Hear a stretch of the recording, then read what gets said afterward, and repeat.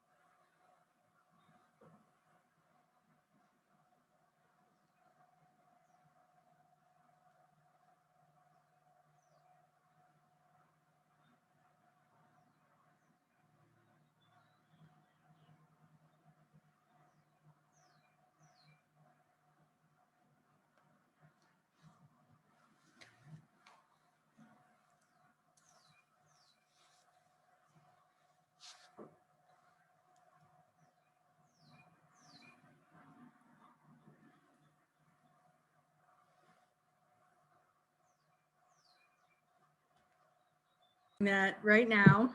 Uh, we have a number of people who weren't able to join us today for the kickoff, but will be able to participate in the full process. But with it being kind of that spring break period in central Indiana, we can't get all of the districts to line up in a way that allows us to have a spring meeting. So we went ahead and picked a date, and we will send the recording to the people who weren't able to be with us today. I want to just give a brief overview about why we're doing the CEDS and why this is a good time for it. And then introduce you to our consulting team who will take it from there. Economic development is intrinsically linked to transportation, land use, and housing, just as the communities in central Indiana are connected to one another.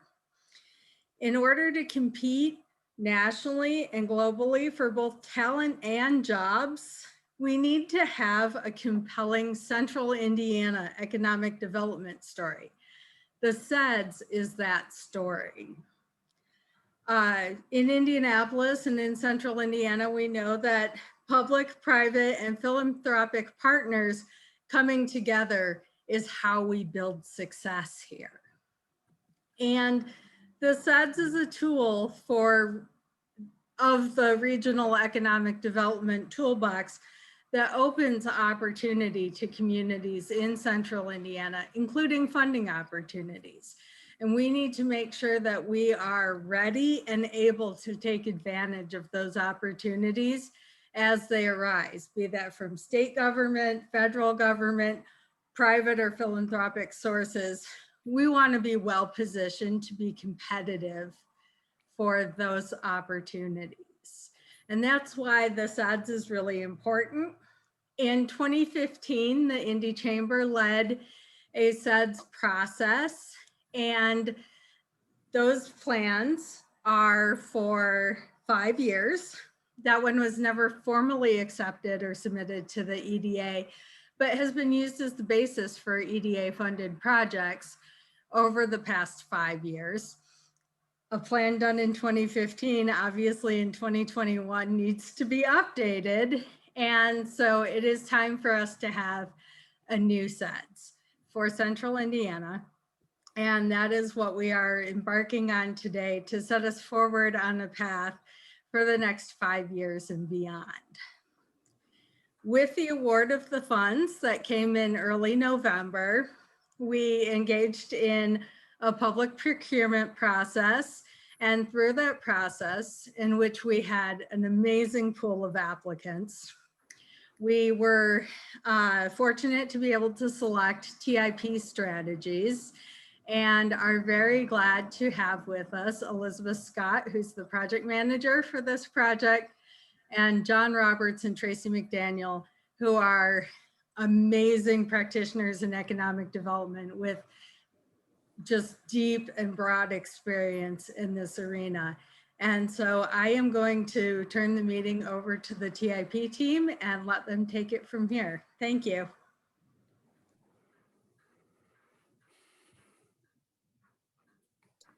Well, good morning, everyone. Rose, thanks so much for that introduction.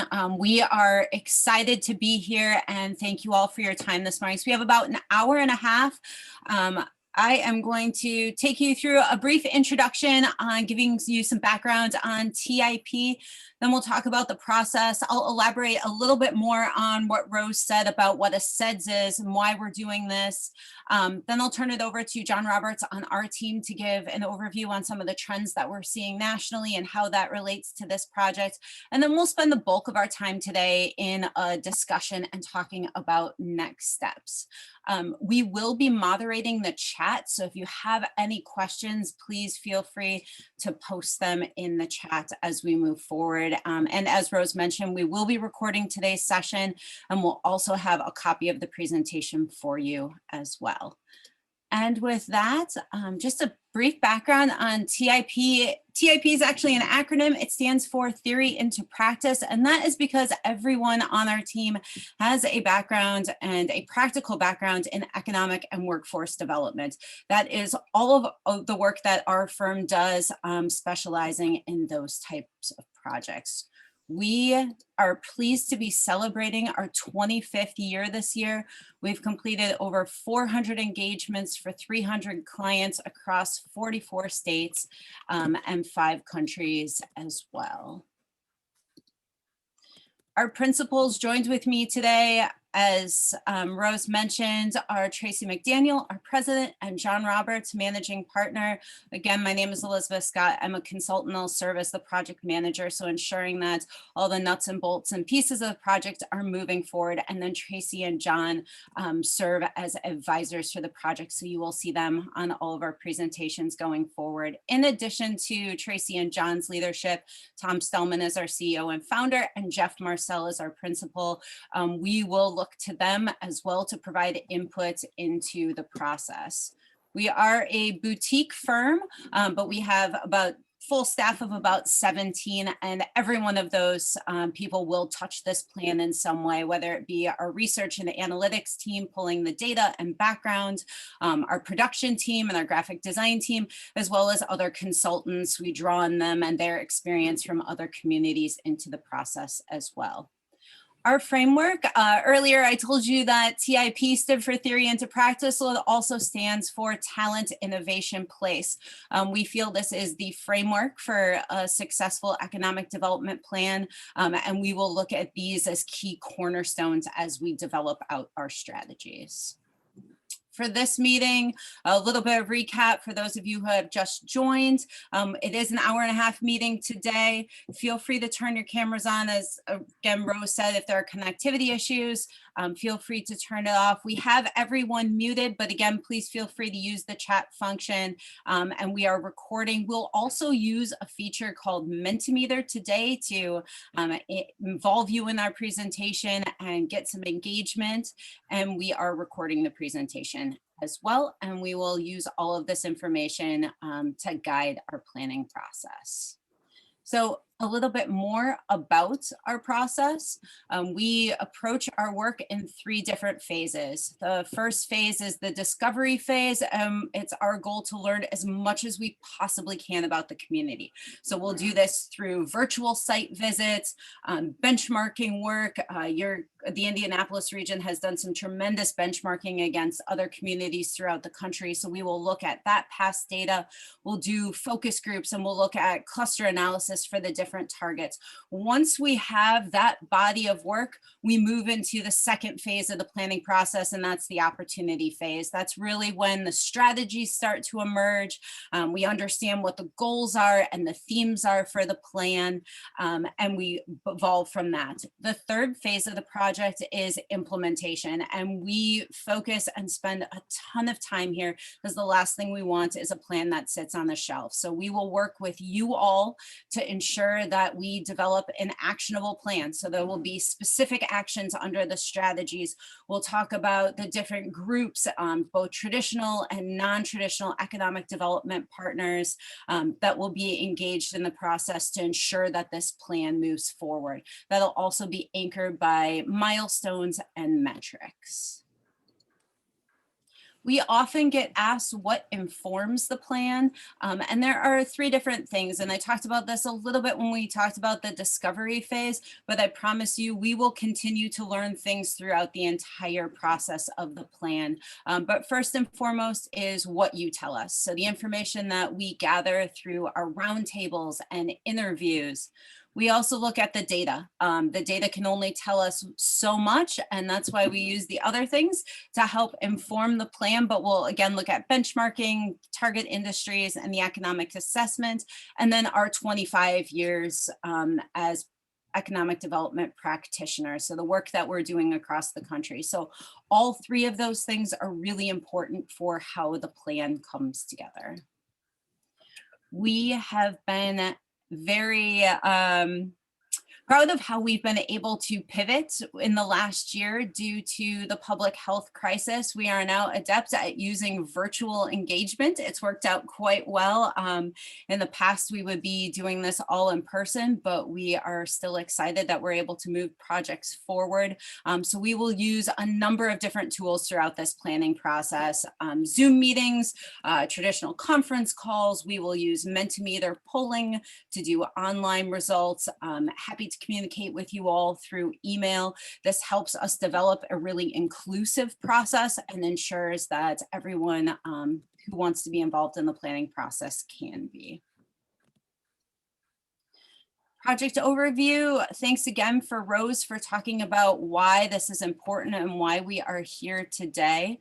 But the goal for this project is to create a comprehensive economic development strategies for the counties that the MPO represents. It's a pretty straightforward charge, and what you asked for, we're going to establish an economic strategy committee, create the summary of economic conditions, develop a SWOT analysis, implementation strategies, performance measures, talk about economic resilience and develop strategies around that. We will ensure that there is a public comment period. We will talk about organizational structure and develop the framework for that, as well as create an RDA development plan for the Central Indiana Regional Development Authority as it relates to the CED. Some of these elements are required by the Economic Development Administration for a CED, such as the SWOT analysis, the resiliency categories, the sector analysis. We'll talk about infrastructure assets. And as Rose mentioned, this is a requirement of the EDA to be developed every 5 years to maintain the Economic Development District. Some of the other things that we'll be doing for this project are unique to this work. The schedule, how long is this planning process going to take? So we are at our kickoff. You can see that at the beginning of April. We actually started our work on this last month, reviewing background reports. Rose has been awesome about uploading virtual tours for all the communities across the region. And we encourage you at the very end of the meeting, we'll give you our contact information so you all can continue to share things with us as we embark on through this discovery phase. The next big milestone will be coming in May and June as we start to do stakeholder engagement, so roundtables and interviews with community leaders. We will wrap up this work in February of 2022. Stakeholder engagement is a critical component of this. We will ensure that you all have the opportunity to share with us additional groups and leaders that should be involved in the planning process. Again, we are very flexible and we'll take input through email, through interviews, through the different roundtables to ensure that this is an inclusive process and we have a broad net of influence into the project and the strategies. And with that, I am going to ask you all to pull out your cell phones or use your computer to go to menti.com and enter the code. And I'm going to switch out of here in a second, and I will pull it up on this screen as well so you can all see live polling. 1 second here.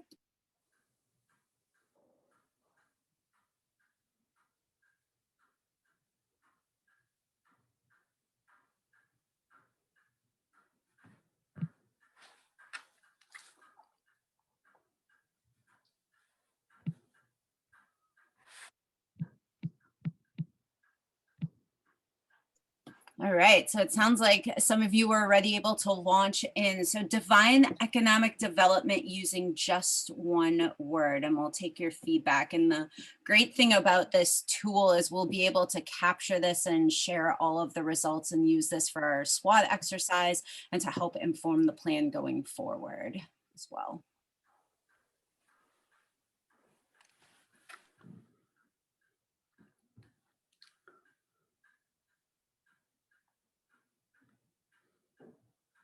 So I can see we have 79 people on today's kickoff, which is a wonderful turnout. And in the bottom corner of your screen, you can see how many people have responded so far. So we'll keep going until we get a little bit closer to the total amount here. So we're at 40. So Elizabeth, the very first time that we asked this question, I think it was up in Wisconsin, and it was pre-Mentimeter days, and we just wrote it on a board, on a whiteboard.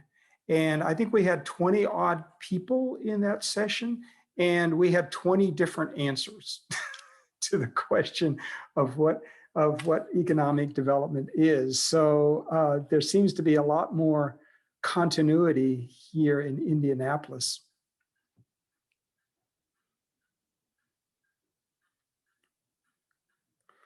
Growth and prosperity, opportunity are dominating progress.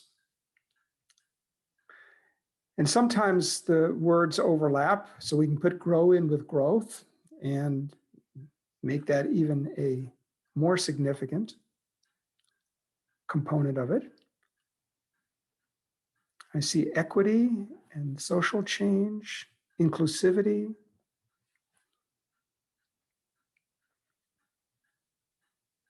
Do we get to vote, Elizabeth? I don't think so. I like these. These are great. I like complex. I like dynamic. When we think about a CEDS plan, and one of the reasons why I didn't give a broad introduction to my background, but CEDS is one of the areas that my expertise is in, and I absolutely love doing CEDS projects because we can ensure that they are dynamic and we get to cover so many different areas of economic development and how all of those things come together. But we will ensure that this plan is dynamic and you are able to keep it evergreen to update to changing conditions. And it looks like we have hit kind of critical mass here with 60. I see this number has been slowing down. John, was there anything else you wanted to add to this before I flip to the next question? No, just, we having done these now in a number of different communities, it will be interesting to discuss with you how different the definitions of economic development are from community to community. When we did this in Austin, I can guarantee you that growth was the one thing nobody wanted to have. So it really varies terrifically from community to community.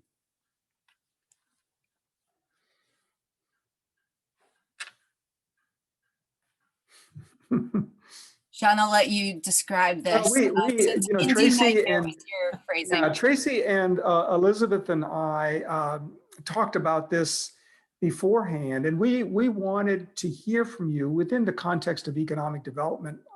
Obviously, not whether you can housebreak your dog, but really to tell us, when you think about the future, and especially in the context of growth that so many people have weighed in on, and on social equity, what is it that causes you the greatest anxiety when you're thinking about, as I said, Indianapolis's future?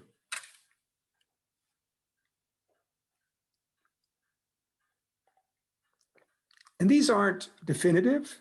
They just help guide us in thinking about the community and the sorts of things that the CEDS may well focus on. Yeah.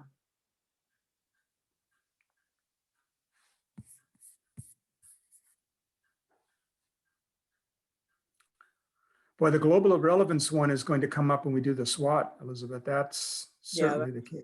That's definitely a standout.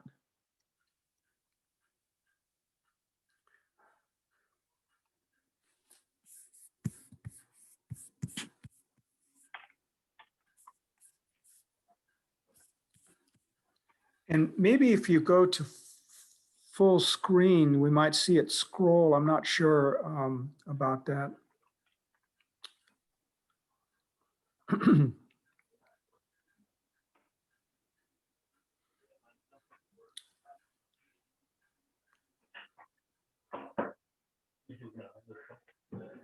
So pictures on it. Pictures on it. Technical difficulties here.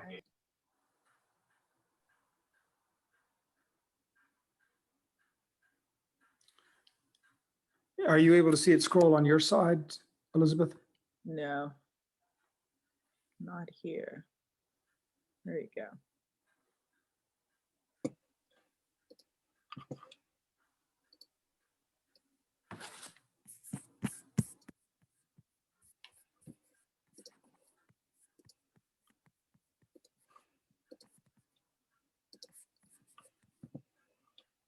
I thought it, yeah. I think there we go. There we Great. go. There we go. Sorry That's about what that. I was, Thank no you. worries. Violent crime rate, future of downtown businesses.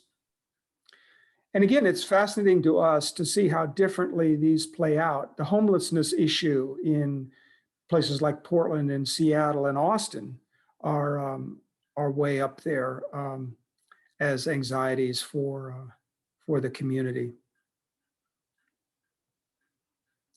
Interesting, the counterproductive state intrusion, also a big issue for us here in Austin. Mm-hmm. There's one that says being known as an inequitable community. Exactly. The communities of color being locked out of viable entrepreneurial or job opportunities.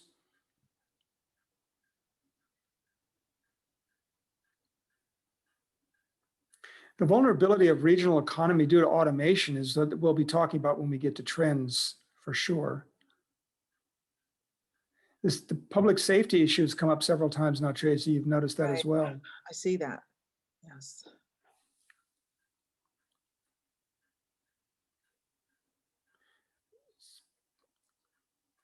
Communities and individuals being left behind is coming through as the theme as well.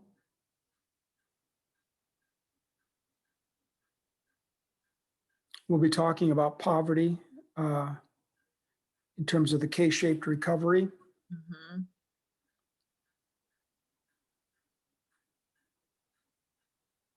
Economic mobility. Tracy, that's one of your favorite themes. It is indeed. This is great. This is incredibly helpful here to see this scroll through. I think we've got near critical mass on that too now, Elizabeth. Yes.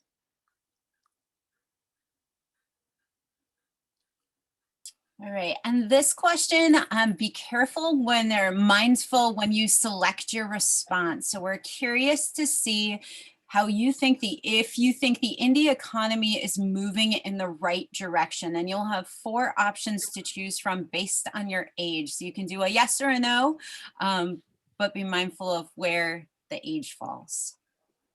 Now we've done these quite a lot now, and it will be interesting to see how the pattern matches what we've seen in other communities. And in many cases, there is a generational difference. So it'll be good to explore that. It will. Yeah.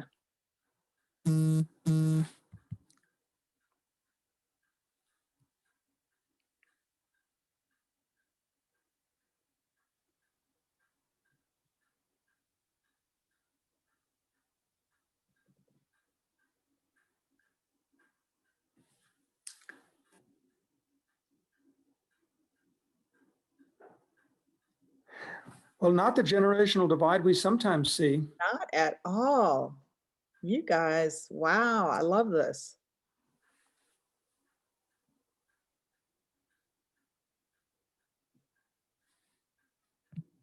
That's good. That speaks to the future. It's It good. does. Yeah. Absolutely. I think this, we have in the chat, is this question geared to Indy only or the greater Indy area? And We had, yes, go ahead. I should have mentioned that earlier. We will use, so in terms of our planning process here, we are covering the full CEDS region, so MPO's full region. So this question in particular, we are referring to the entire regional economy. If we are specifically talking about a county or the city of Indianapolis, we will make sure to make that distinction. I will ensure that I do a better job of ensuring that we use regional when we are referring to the region. But thank you for, that's a great question. And initial reaction, like Tracy's, there's not a generational gap, and there's an overall strongly positive feeling, again, regardless of age, that the economy is moving in the right direction. So that's definitely, as you say, a note of optimism here that we don't always find. yeah, Brooke mentioned how important the nuance is to have a question like this as we go through the process, because people, there are differences generationally. So it'll be good to see that as we go through the next few months. Yeah, this is Anthony Bridgman. I just want to just mention, I don't think from feedback that I've received from different people in the community that there's a sense that for persons of color, especially African Americans, that the economy is moving in the right direction. So that's why I think overall, yes, it's the growth of the technology industry and other things, and there have been some movements to increase more equity from folks like the chamber, but I think in actual practice, especially during the pandemic, I would have to say it's not moving in the right direction for persons of color. So. Thank you, Anthony. And as we go through the trends, you're going to see some of that come out about some of the disparities in income, health. So we'll touch on that, and we'll also be looking at those areas as we go through the process to be as inclusive as possible. Yes, we will. And I think before we talk about trends, Rose just posted in the chat box a map of the area. So thanks for asking for it, and you'll be able to take a look at it as we go along. So I'm going to, my risk here, and Tracy and Elizabeth will keep me from going on too long. I think we could easily talk about trends for the next, I could at least, for the next couple hours. We're not going to. So if you'll move us through the slides, thank you. So I think the first thing that we need to be reminded of, and maybe we don't, but it's good to put a fine point on what an unusual year this has been. And when we look at it, right now we're still largely coming out of the COVID crisis, but I'd like to remind everyone that this has been bookended by the impacts of climate change. Tracy, when you and I were in Tampa back at the beginning of last year, on everyone's mind was the upcoming hurricane season and the fires in the Pacific Northwest. And then most recently for us in Texas, and you all know what I'm going to say next, was the winter storm that crippled the entire electric grid and shut down water as well. And I can tell you that a lot of our team were really traumatized by that. So bookended in this period of change was those climate change events. And then the economic crises, it's not just one in a sense, but also the social unrest. I mean, what we experienced in 2020 and that we continue to experience, and go ahead and move that along. And one way to understand it, and we want to keep this focused on economic development on the one hand and on Indianapolis's future on the other hand. So if we see this in the context not of something that was completely out of the blue, because in effect it wasn't, what we're seeing as a consequence of those events is an acceleration of trends that were already in place. So the idea of remote work was not foreign to any of us. Some people were doing it already, but the speed at which that accelerated, I've been fond of saying that 2020 represented a giant national beta test of our ability to work remotely, and we passed that test. We're passing that test as we speak. And this wasn't just the remote work, online retail sales, supply chain restructuring, the virtual B2C, the business to the consumer around things like telemedicine, education and training, and all the acceleration of these trends meant that we pushed the future closer to us than any of us thought we would ever experience, maybe in our lifetimes. And here it is. And concurrently, we had slowing trends. Global trade, foreign direct investment is down 40% in 2020. I was on the phone with a pharmaceutical company in Illinois just yesterday, and speaking to the general counsel. And her position on this was, we have to vertically integrate. We are going not only to nearshore, we're going to onshore all of our supply, distribution, marketing, sales, all of it. And we're doing it because, not only because of trade pressures, but because of the consistency that we need in our product. And then another slowing trend that really caught me off guard was the small business startups and expansions. So yes, keep me moving. I appreciate that, Elizabeth. So, looking at all of this and thinking about Indianapolis and thinking about things like target industries, right? Target industries are usually done in a very traditional way. It's a component of a CEDS, of an economic development strategy. But what if we take the event that happened in 2020 and that continues and think about it in the context of opportunities for the Indianapolis economy overall?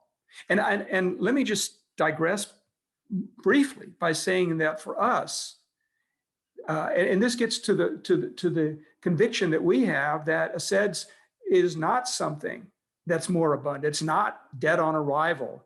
It is evergreen. And we hope that this process will do more than just create a document for the EDA. This will really point in some new directions. So if you take these events like climate change, what are the opportunity? What's the opportunity that emerges out of that? Those are the questions I think we have to ask collectively. And out of climate change, one of the first things we've seen is what we are now calling talent migration. People moving out of Washington, Oregon, and California, moving away from the Gulf Coast, moving away from vulnerable areas to areas that are not as at risk from the hurricanes and the fires.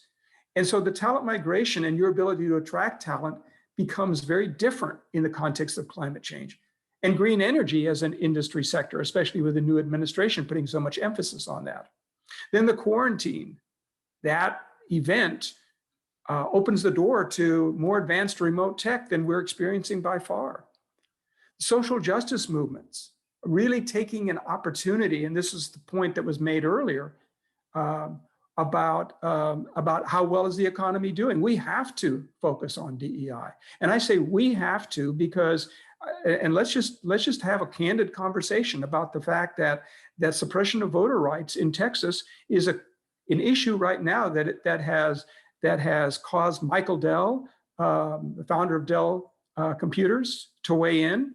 It's caused, and American Airlines, it's caused the folks in Atlanta to realize that Major League Baseball is going to change venues when these issues are not attended to. So regardless of your politics, I think we have to acknowledge where our economic development opportunities are, and we have to be mindful of what corporations are doing.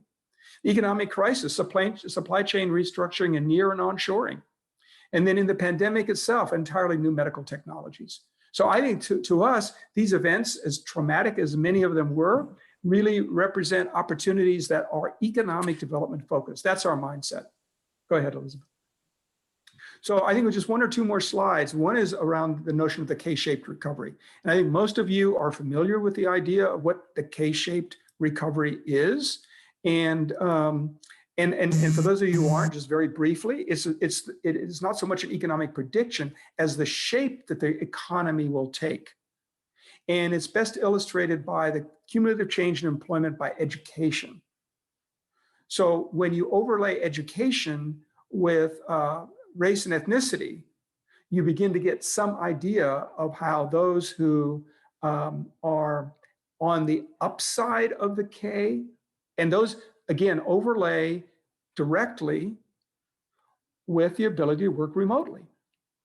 So looking out, and what we did is we updated this chart from Bureau of Labor Statistics, and beginning with the onset of the Great Recession, and you begin to see this divergence. If you are not college educated, then the chance of recovery in terms of employment goes down dramatically.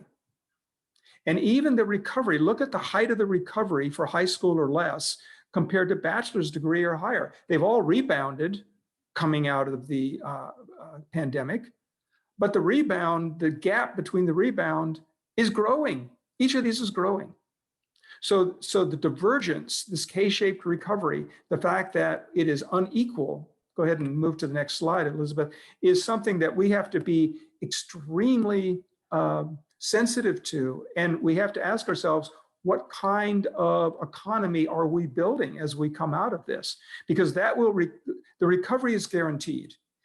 But sadly, what you're seeing here is that the unevenness of the recovery is also guaranteed. That's not a scenario that we think is acceptable to a sustainable growth pattern. And the chart that you're seeing right here are just disparities in job flexibility. What you're looking at here is the proportion of, or the differential of the ability to work from home by race. And so as a percent of all jobs, 72% of the Anglo population is able to work remotely. That's a 10.5% differential, positive differential. And as you go down Hispanic, Black, and Asian, you see these enormous disparities in the percent of jobs that can be conducted remotely. And correlate this very directly is that those jobs that are not able to be done remotely also pay dramatically less. And we will have an occupational risk tool that we will be sharing with you as part of this. So I think, Elizabeth, I think that may be the last of the slides having to do with trends. And we'd like to end that with some Mentimeter questions for you. Go ahead, Elizabeth.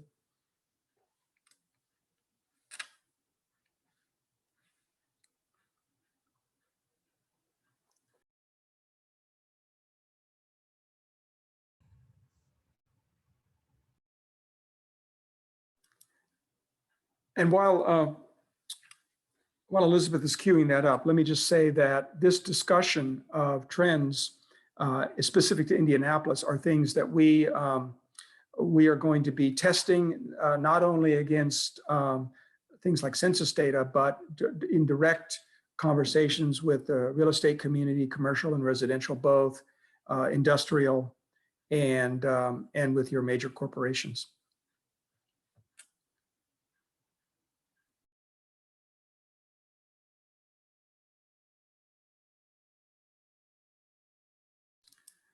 And what we're teeing up here is our first cut at everyone's favorite tool, which is the strengths and weaknesses of your region. And we're going to put a slightly different spin on it, Elizabeth, is when you see how we graph this, this input for the CEDS itself.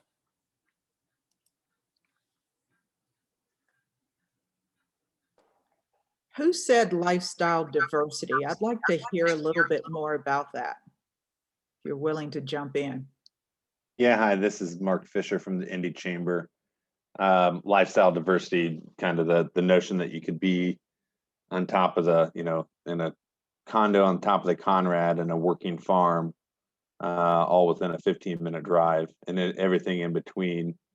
Kind of the housing stock diversity.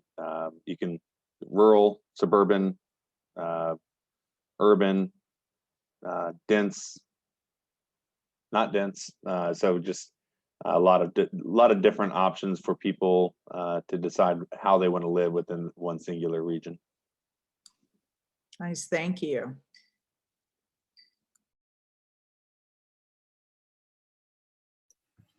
So just like the very first question, we asked the larger and more bold the word is means the more responses that we've had. So this one's pretty interesting because we have so many different responses that we've gathered, although there are a couple that are sticking out. Geography remains central, location. Again, the program can't differentiate between those nuances, but that seems to be a primary factor. I see downtown, other city and physical attributes.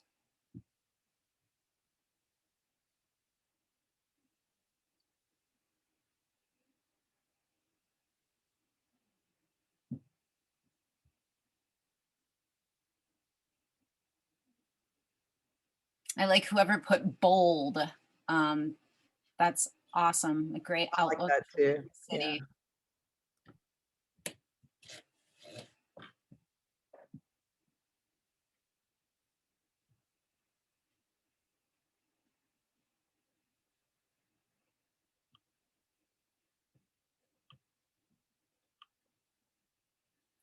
Looks like we've hit pretty close to critical mass here. John, anything else you wanted to weigh in before I flip to the next slide? No, I mean, there's a lot here to unpack. And we had a question earlier in the chat whether all of this will be made available. And yes, it will all be shared. And we really, we're strong believers in having this be an open book approach. And our thinking as it relates to each of these and how it informs the plan, we're going to bring that back to you. So it's not a closed process. So when we talk about things like collaboration, when I say we want to unpack that, that will go directly to organizational questions. And so we're going to test all of these as well. So this is really interesting. No, I think we can move on to the opportunities too. So which opportunities for the region excite you the most? And this will be one of the scrolling responses. So we should be able to see quite a bit here.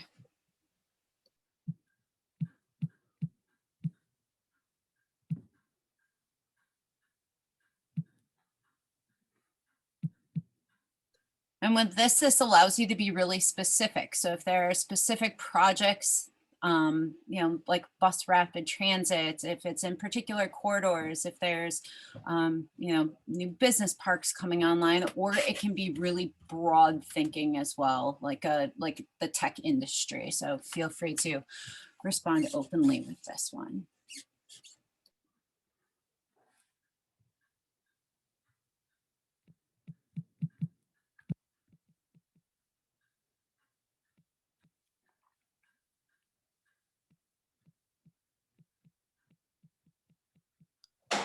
You all are pretty consistent on the transit being an opportunity.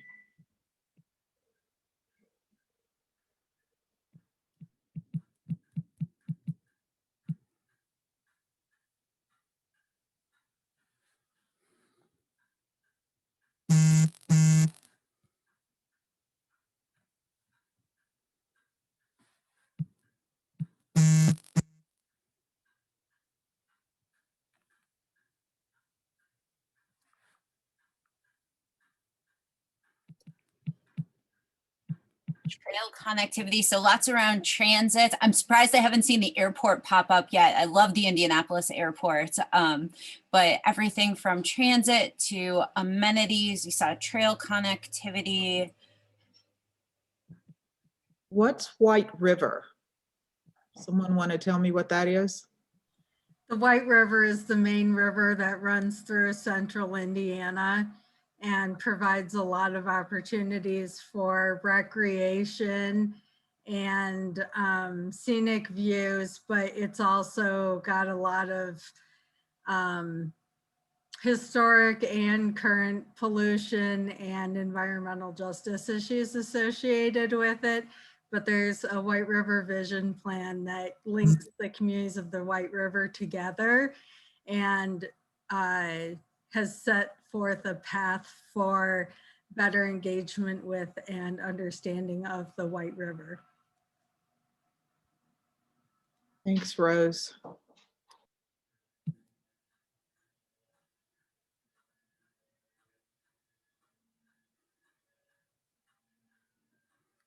The tech scene question, of course, is always of interest to us coming from the Austin perspective here and our huge commitment to the Capital Factory and others. And so I love the fact that someone has put in tech transit, private-public partnerships. Could the person who put that in maybe elaborate on that a little bit, because it's something that we're especially interested in.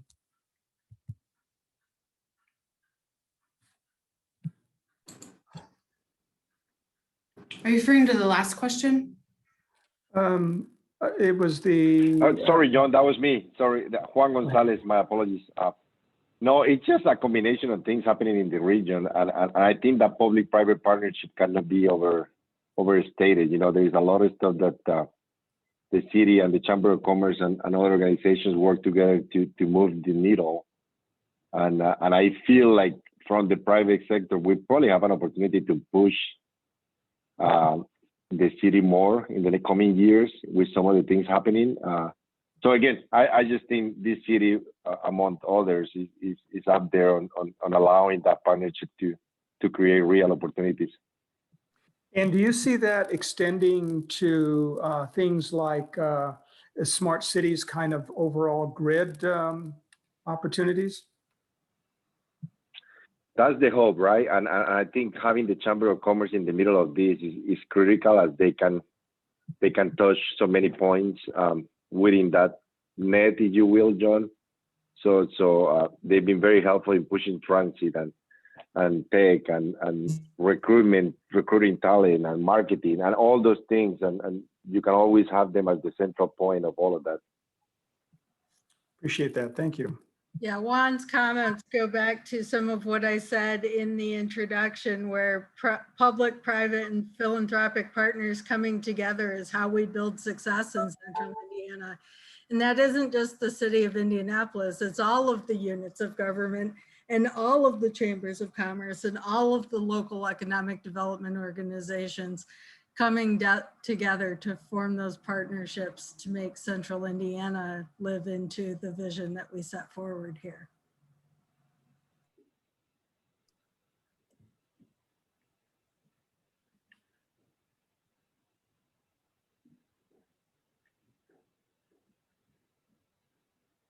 Yeah, the link here between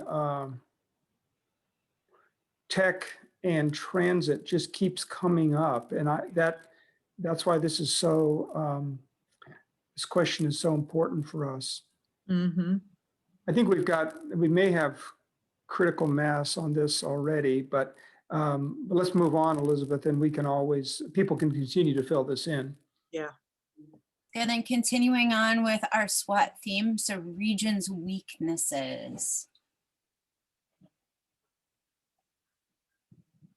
And this will be the word cloud, so back to those one-word answers.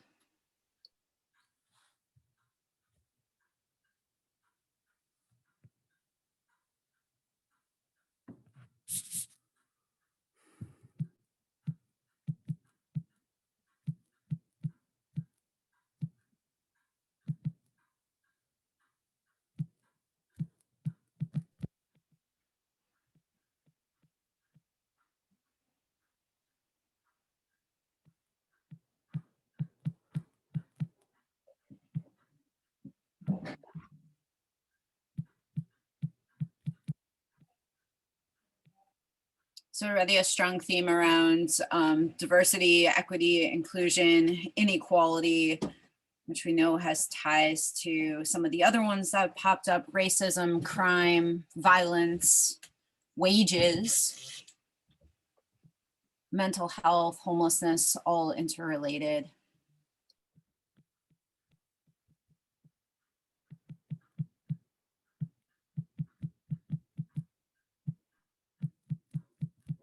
I'm curious, state government is pretty large. What are the challenges around there? Mark, I see your screen, you're smiling.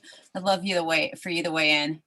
I actually didn't put that in there, but I'm loving the fact that people are putting that in. Maybe it's because we're in the last 2 or 3 weeks of our General Assembly, but certainly we're not a home rule state. We have a lot of the same issues that you're seeing in Texas and elsewhere, where you're a blue or purple hued community is surrounded by a sea of red. And we've had a very, very tough legislative session where the legislature wants to impose its will on Indianapolis and have had proposals to take over functions of local government. But it's not, the thing about Central Indiana, it's not confined to Indianapolis anymore. It's increasingly focused on Fishers, increasingly focused on Carmel, increasingly focused on some of the innovative economic development packages that communities like Greenwood have put forth. And so it used to be that it was Indianapolis versus the rest of the state, and now it's kind of Central Indiana is they're starting to take on the rest of Central Indiana as well. Great. And someone used the word social cohesion. I'd be curious, that resonates with me and some of the other conversations we've been having. And so with the person who wrote that down, I'd love to hear why you chose that particular way of expressing this this issue. Yes, John, that was me, Leslie. And I use that word because I think a lot about disaster preparedness and how communities come together after a disaster. And that when communities work together and neighbors helping neighbors, they recover more. So we use that word a lot in terms of social cohesion. Yeah, I think it, you know, and I think it's important for the reasons you gave, and also because the resiliency question for us is resiliency. It's not restricted to climate, although we put a huge emphasis on that, but it also relates to equity questions. So that, and because in the events of any crisis or disruption, the recovery, just as with the K-shaped recovery, it's inequitable.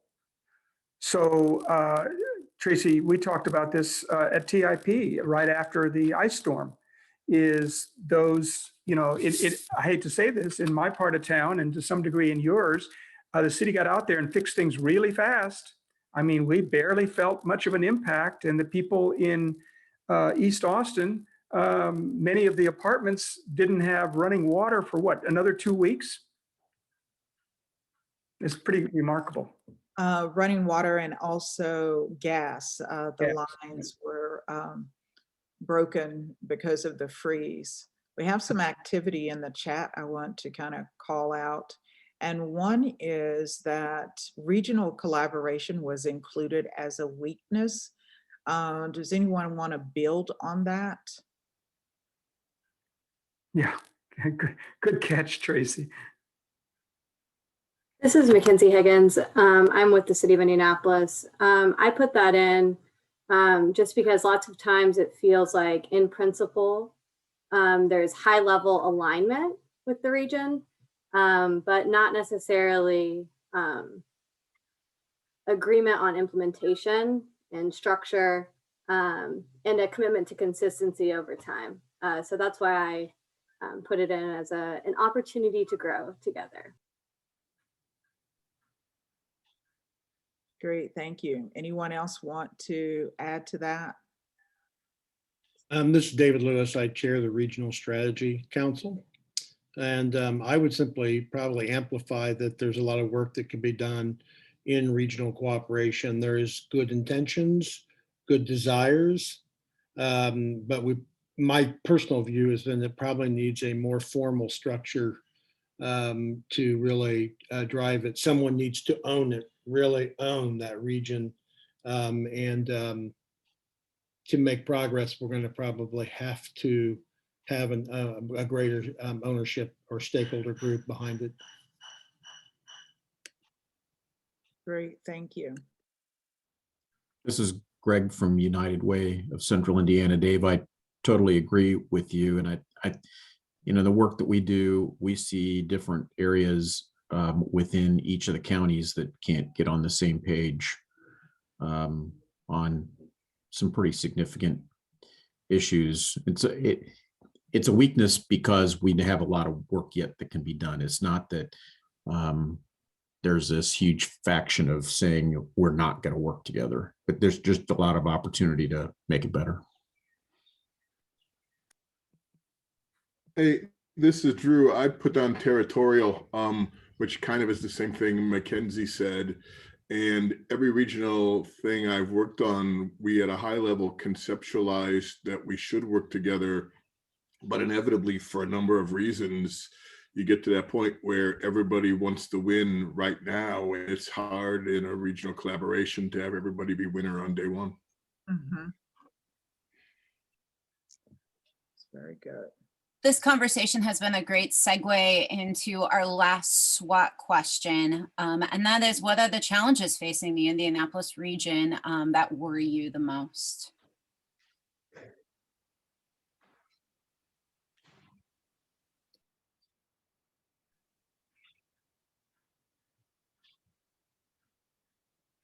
The State House. Well,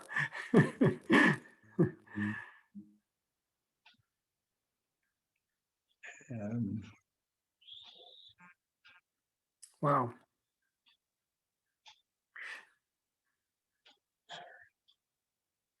Boy, there are sure some emerging themes here, aren't there, Elizabeth and Tracy? Boy. Absolutely.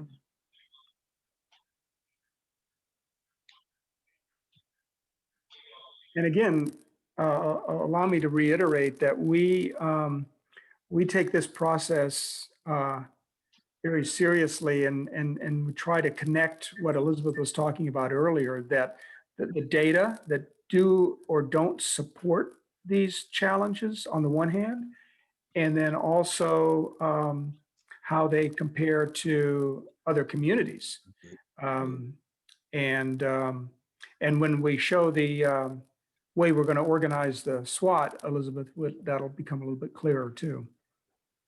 Now, John, I've seen educational attainment, I've seen poor schools. Would someone like to elaborate about the school ecosystem that exists? So I can start, and then other people are certainly encouraged to jump in. When Indianapolis and Marion County consolidated and did Unigov in 1970, the schools were one of the things that were not consolidated.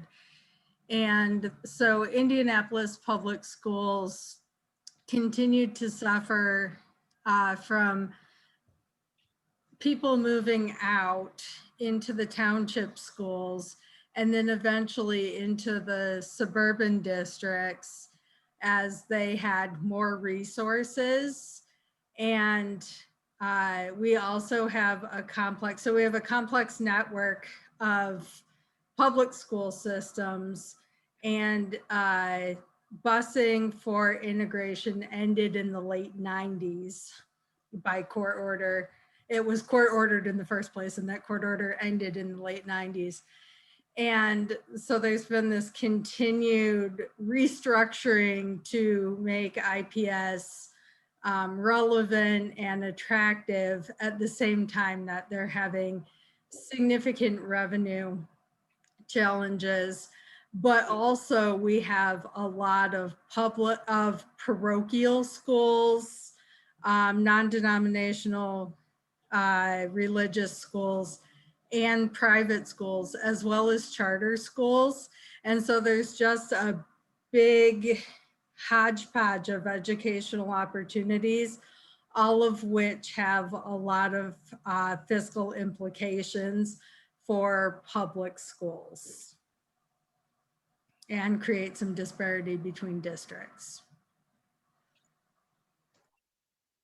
Very helpful, thank you. I'm curious too, and you made me think about this when you were talking. Are there geographic disparities as a result of redlining Absolutely. in the area? Do you want to talk a little bit about that? And I can send you some maps to show you the redlining of Indianapolis. But there is, so generally, the concentration of people of color, it tends to be between downtown and 38th Street, pretty much across the county. And then on the Washington Street corridor, the two ends outside of downtown are increasingly Latinx, but we also have pockets of Burmese refugees and immigrants on the south side of the city. And then there's different diversity and pockets and challenges in some of the suburban communities, but the vast majority of the racial diversity in the region is centered in Marion County. Anyone is free to challenge me or have a different perspective, absolutely. I certainly think redlining is still an issue that we're grappling with, the impacts of. A bigger issue right now, I think, is the neighborhoods that were centered around large industrial facilities that have since shut down and kind of left large voids. So we've had 4 shuttered motor plants. We had an RCA facility on the east side that employed 8,200 people at peak employment. And so I think the big issue from an old city limit or old city Marion County core city is the impact of deindustrialization, brownfield remediation, job access. We've seen a decrease in nearby jobs across the region, but it's mostly acute in high poverty neighborhoods. Yeah. There's also circumstances in some of the very quickly growing, very fast income growth suburban communities where people who lived there prior to the 1990s are feeling pressured economically and in other ways out of their community. A lot of like what happened in California because of taxation not changing until properties were sold, and then the somebody who had the cute little beach shack on the house was surrounded by mansions. On a more limited scale, that's happening in some of the fast growing communities, and the mix of uses adjacent to those areas are not always the same as what they historically were. Now, someone has digital divide as one of the challenges.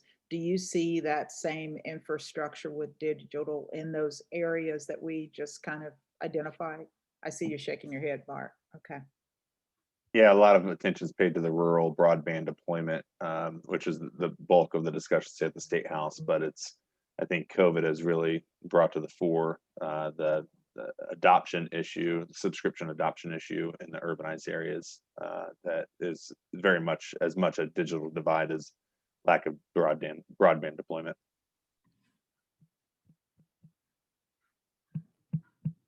Something else that I've seen scroll up, Rose, you mentioned river pollution earlier, but other environmental justice issues. Any other areas across the region that that's a challenge in? I saw pollution come up. Certainly in Anderson, there are a number of brownfield sites that have some of the same challenges as Mark was talking about for some of those large industrial sites in Marion County. There were and everyone who lives in Madison County has stories of friends or family members who worked for an auto supplier, and at the end of the day, they would just go dump barrels of whatever out back. And so there's substantial brownfield issues. Okay. In many places, their neighborhoods also have them with dry cleaners and gas stations that kind of folded before there were regulations, or at the time that regulations came into play. We also have air quality problems, and they're getting worse, not better. And they're very focused in the areas that don't have trees, and often in the areas that have some of the lowest income population. Thank you. I am going to transition us back into our PowerPoint. We do have one more Mentimeter question that we will ask you, so keep that screen handy. But thanks again. One thing that, as I switch back to the PowerPoint here, that I found really interesting is I can pretty much guarantee about 5 years ago, looking at this, we would have seen this filled with things related to business recruitment. And I thought that was really interesting that that really didn't come up at all, was your ability to attract new businesses to the region. So stuff about entrepreneurship and growth of existing businesses, but a noticeable lack of recruitment there. And again, that's, something that I love about CEDS projects is we get to touch so many of these broader things that all help to influence that. But there are, and a CEDS can be an acknowledgement of how all of these things are interrelated to create a vibrant community, to create a place where we can grow and have economic development. John, you do have 2 more trend slides here. So I am pulling that up.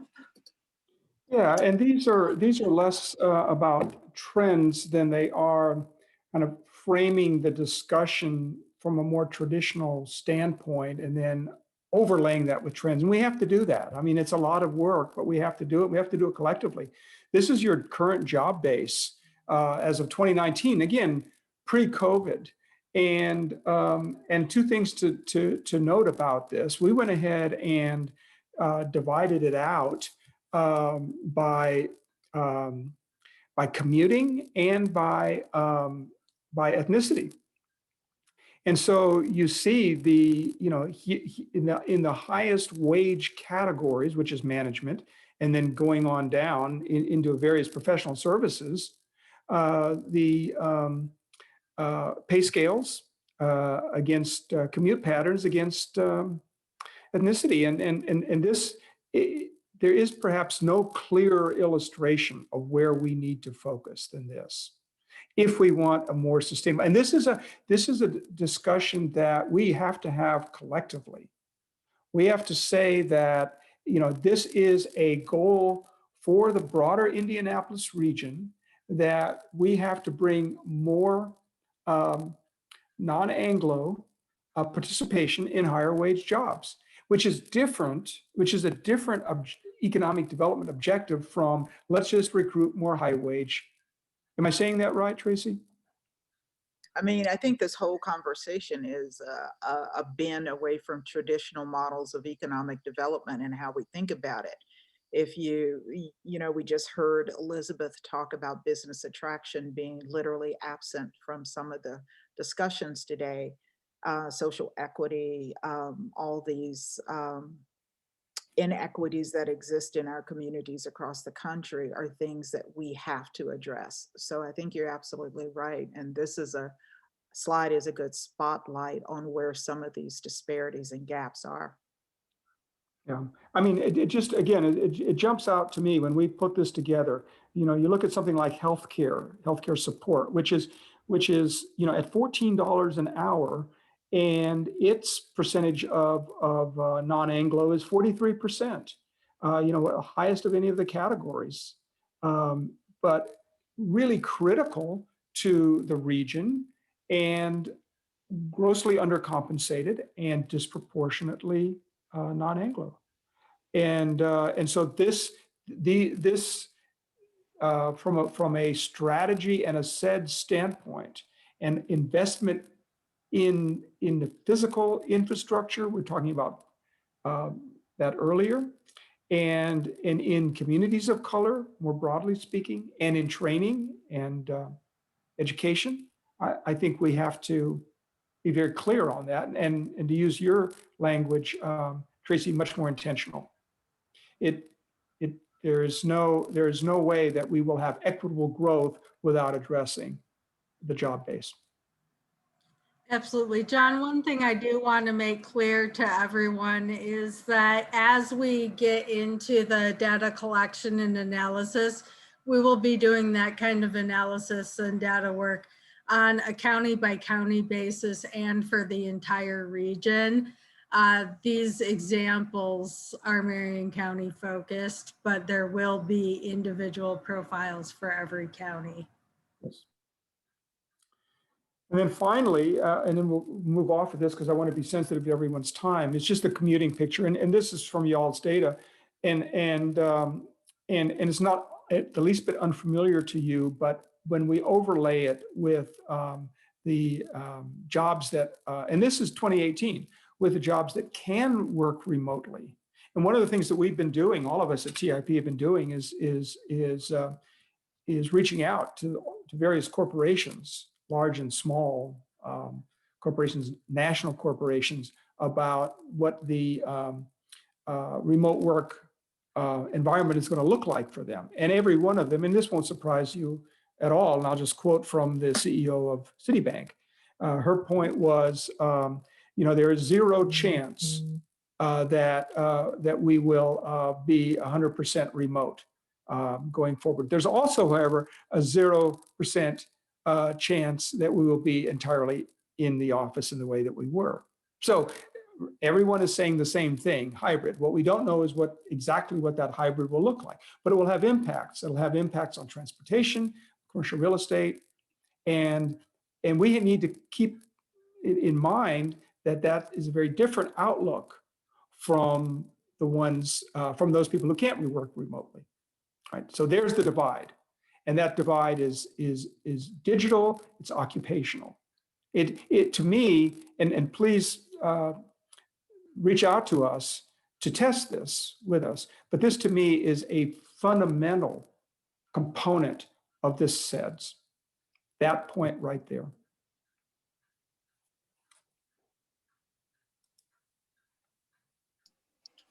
Thanks, John.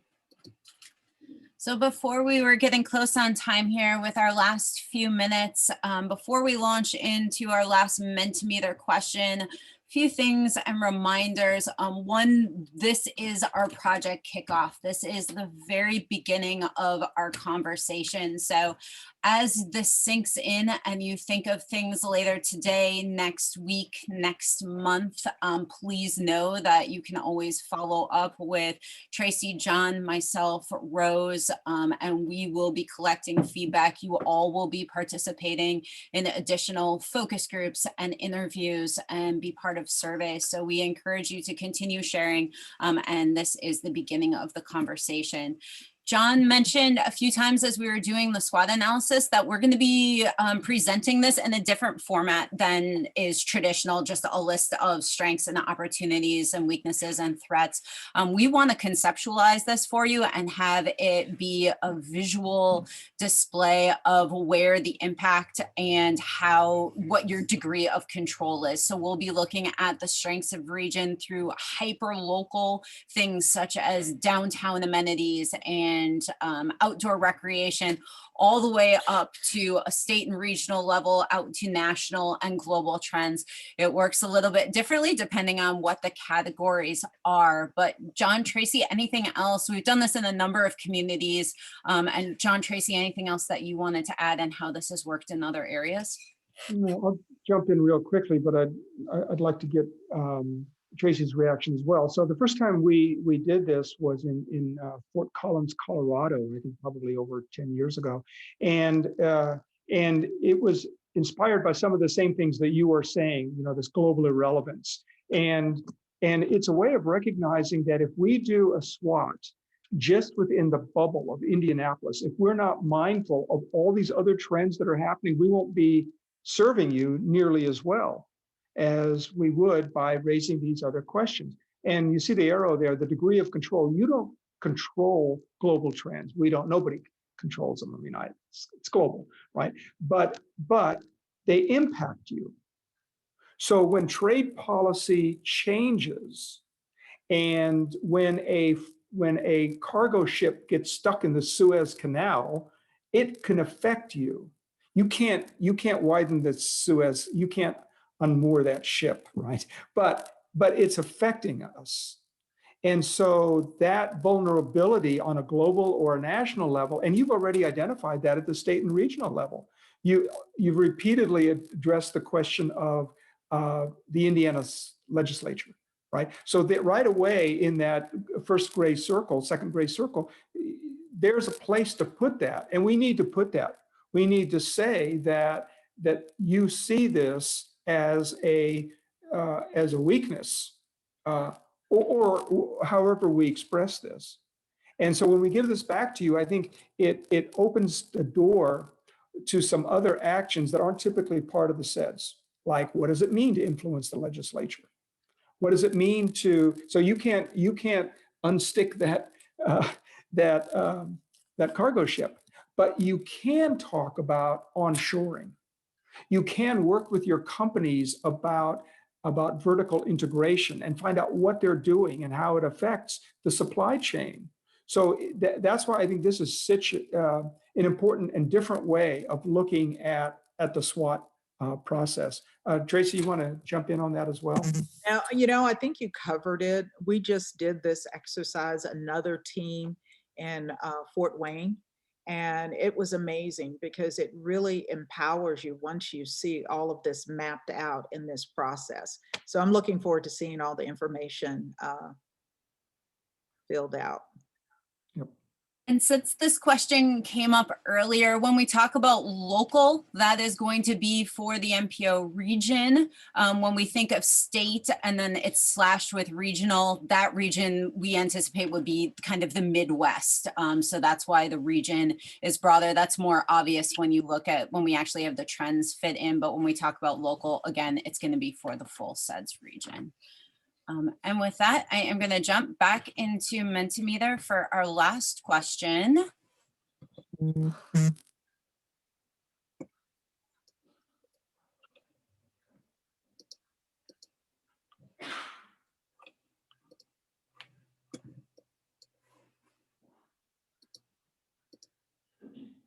All right, and thinking about the broader planning process and this CEDS document, what outcomes constitute success? My favorite question. We heard earlier coordination between entities, so I imagine we'll see that. EDD, so again, EDD is Economic Development District. That's one of the requirements by the Economic Development Administration. Great response there. Inclusive growth, regional collaboration, regional coordination, clear direction and measurable progress, both of those great, anchored by data and metrics.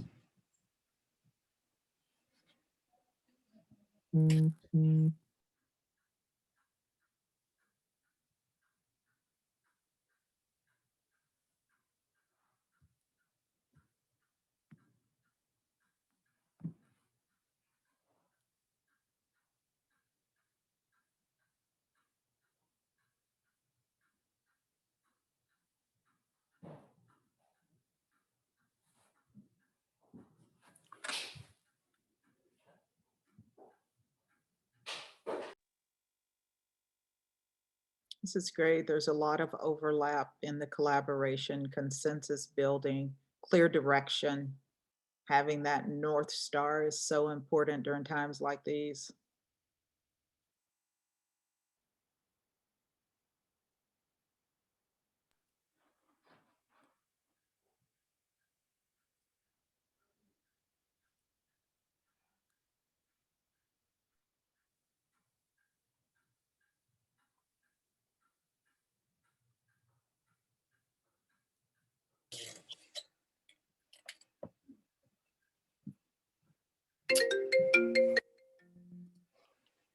noticed urban rural, that is something that we will definitely be sensitive as we form this plan, is the differences between this broad region, and making sure that we are sensitive to that. So yes, there will be strategies for urban communities, rural communities woven into this.